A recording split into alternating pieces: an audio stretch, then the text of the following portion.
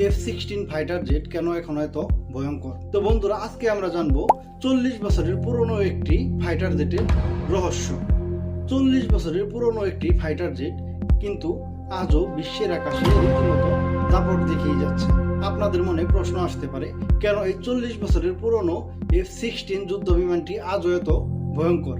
F-16 যুদ্ধ বিমানটি প্রথম অবস্থায় তৈরি করেছে জেনারেল ডাইনামিক্স এবং এই যুদ্ধ বিমানটি পরবর্তীতে আপডেট করেছে লকহিড মার্টিন। এই যুদ্ধ বিমানটি প্রথমে আকাশে উড়েছিল 1974 সালে, আর এই যুদ্ধ বিমানটি বর্তমানেও বিশ্বের অন্যতম জনপ্রিয় যুদ্ধ বিমান। এই জেটের স্পিড পায় মেক 2, মানে শব্দের গতির প্রায় দ্বিগুণ। শুধু স্পিডই না, এই যুদ্ধ বিমানটি খুব সহজেই দিক পরিবর্তন করতে পারে। F-16 একাই বহন করতে পারে মিসাইল, লেজার গাইডেড বোমা এবং কি নিউক্লিয়ার অস্ত্র। এটা একাই একটা পূর্ণ যুদ্ধ মিশন সম্পূর্ণ করতে পারে।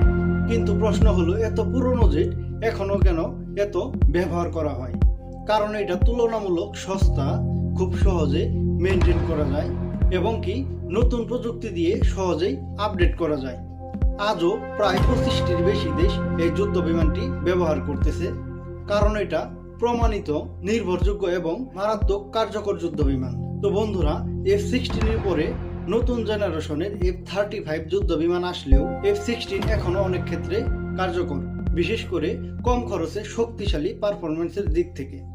আজকের এই ভিডিওটি দেখার পর হয়তো আপনারা বুঝতে পেরেছেন কেন এই পুরনো জেটটি এখনো এত ভয়ঙ্কর।